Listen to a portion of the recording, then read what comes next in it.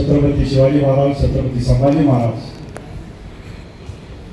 छत्रपती शाहू महाराज, क्रांतीसूर्य महात्मा ज्योतिबा फुले, क्रांतीज्योती सावित्रीबाई फुले,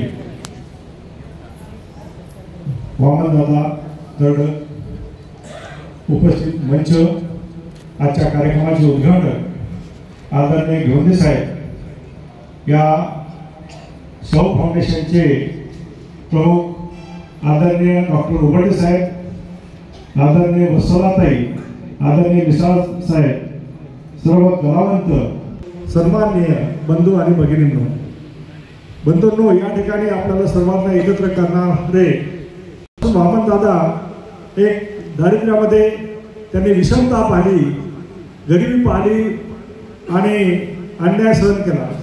ही इथली सामाजिक व्यवस्था त्यांनी पाहिली आणि त्यानंतर बाबासाहेबांच्या जीवन कार्याचा पूर्ण अभ्यास केला.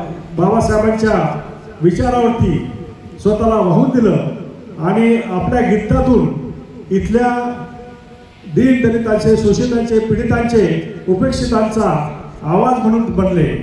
घराघरामध्ये जाऊन आपल्या वेदना काय या वेदना मांडण्याचे त्यांनी प्रयत्न केला. एवढंच नाही, वेदना मांडत असताना त्याच्यावरती उपाययोजना काय आहे, बाबासाहेबांनी जी शिकवण दिलेली आहे, बाबासाहेबांचं पूर्ण जीवन कार्य हे आपल्या गीतातून त्यांनी मांडलं आणि हा समाज जागृत केला.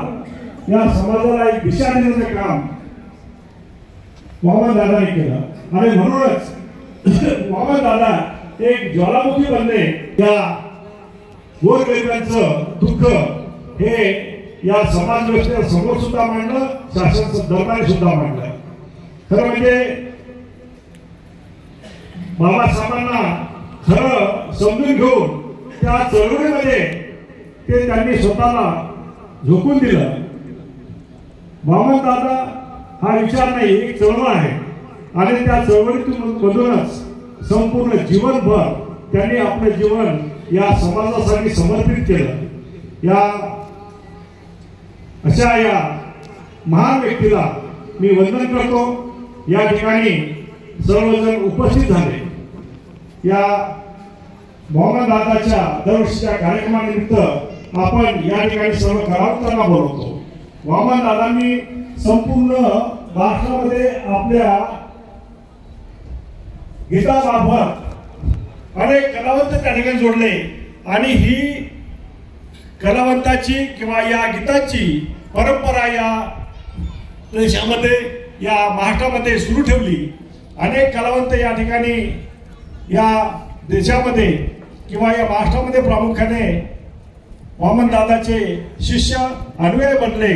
या त्या सर्व शिष्यांना, अन्वयांना सुद्धा मी सलाम करतो आणि अशा या वामनदादाच्या या कार्याला या नमन करतो आणि या ठिकाणी थांबतो. जय भीम, जय हिंद. धन्यवाद. वेळ न घेता एक सत्कार शेवटचा आपण या ठिकाणी घेऊ. आदरणीय आमचे मित्र प्रिन्स दादा आणि सुजाताताई, आमच्या उपासिका संघाच्या अतिशय ऍक्टिव्ह कार्यकर्ते, त्यांचा मुलगा याचा बॉक्सिंग मध्ये नॅशनल चॅम्पियन मधून सेकंड नंबर आलाय. बुलढाण्यासाठी अभिमानाची बाब आहे. मी त्यांचा सत्कार स्वीकारण्यासाठी विनंती करतो, त्यांनी समोर यावं आणि सन्मान्य पाहुण्यांना विनंती करतो की त्याचा या ठिकाणी मोमेंटो आणि पुष्पगुच्छ देऊन सत्कार सन्मान करावा. प्लीज दादा, सुजाताताई,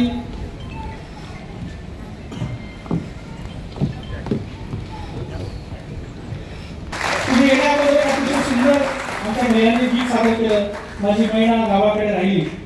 या कार्यक्रमाची सुरुवातच त्यांनी केली.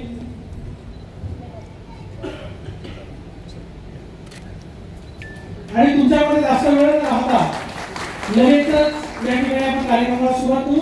या ठिकाणी जर कोणी खाली बसले असेल, या कोपऱ्यामध्ये बऱ्याच चेअर खाली आहेत. जिथे कुठे चेअर खाली असेल खाली नका बसू. या कोपऱ्यामध्ये लास्ट मध्ये चेअर खाली आहे.